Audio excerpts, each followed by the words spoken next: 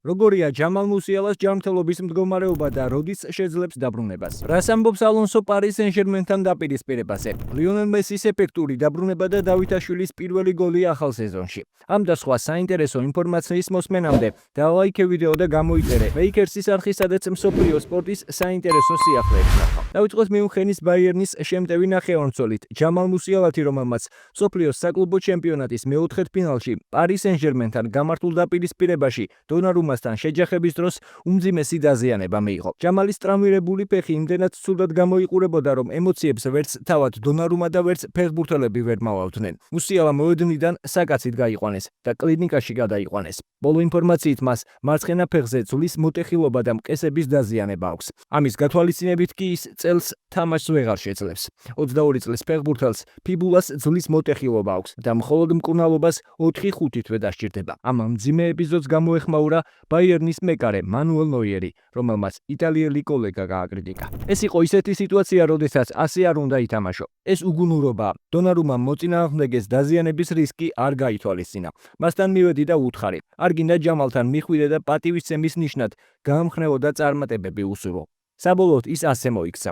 სამართლიანობა ყოველთვის აუცილებელია. მის ადგილზე მე სხვანაირად ვიმოქმედებდი. პარის სენ-ჟერმენის გოლკიპერმა კი, რომელმაც მეტოქეს მძიმე ტრავმა უნებლიეთ მიაყენა, მოგვიანებით სოციალურ ქსელში მუსიალას მხარდაჭერა გამოუცხადა. ჩემი ყველა ლოცვა და კეთილი სურვილები შენსკენაა, ჯამალ. შეგახსენებთ, რომ პარის სენ-ჟერმენმა მიუნხენის ბაიერნი დეზირე დუეს და უსმან დემბელეს გოლებით დაამარცხა. ხვიჩა კვარაცხელიას გუნდი ტურნირის მეოთხედფინალში მადრიდის რეალს შეხვდება, რომელმაც დორტმუნდის ბორუსია 3-2 დაამარცხა. ამ შეხვედრაში მადრიდის რეალმა ორბურთიანი უპირატესობა პირველ ტაიმშივე მოიპოვა და ერთი შეხედვით პრობლემებიც არ უნდა შექმნოდა. თუმცა მსაჯის მიერ კომპენსირებულ დროში დორტმუნდს ცოტა დააკლდა თამაშის დამატებით დროში გადასაყვანად. დამატებულ მეორე წუთზე სხვაობა მაქსიმილიან ბაიერმა შეამცირა. ერთი წუთის შემდეგ კი აკრობატული დარტყმით გოლი გაიტანა შესვლაზე შემოსულმა კილიან მბაპემ. მალევე 딘 ჰოისენი უხეშობის გამო გააწევეს და რეალის კარში 11 მეტრიანი დაინიშნა, რომელიც სერუგირასიმ გამოიყენა და საბოლოო ანგარიში 3-2 დააფიქსირა. აღსანიშნავია ისიც, რომ ბოლო წამებზე საბიცერს კურტუამ სასწაული ბურთი აუხო.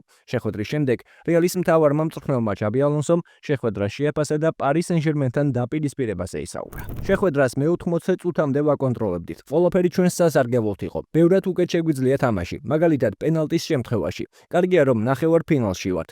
ახლა ნახევარფინალის მოგების დროა. ვიზრდებით და ვითარდებით. შემდეგი მეტოქე პარის სენ-ჟერმენია. გუნდის ტემპით კმაყოფილი ვარ. ჩვენმა ძალიან კარგად ითამაშა. პირველ წუთში საკმაოდ ინტენსიურად ვუტევდით და ბურთს ვაკონტროლებდით. შემდეგ კი რაღაცეები შეიცვალა. ძალიან ბევრი ბურთი დავკარგეთ. ცვლილებებმა შედეგი გამოიღო და კონტროლი დაგვიბრუნა. მაგრამ საბოლოოდ მაინც ყველაფერი კონტროლიდან გამოვიდა.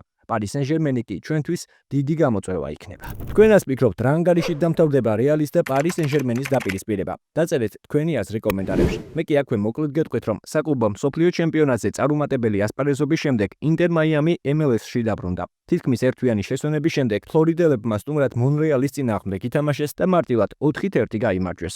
აღსანიშნავია, რომ შეხვედრის საუკეთესო მოთამაშე არგენტინელი სუპერვარსკვლავი ლიონელ მესი გახდა, რომელმაც 2 გოლი და 1 საგოლე გადაცემა მიითვალა.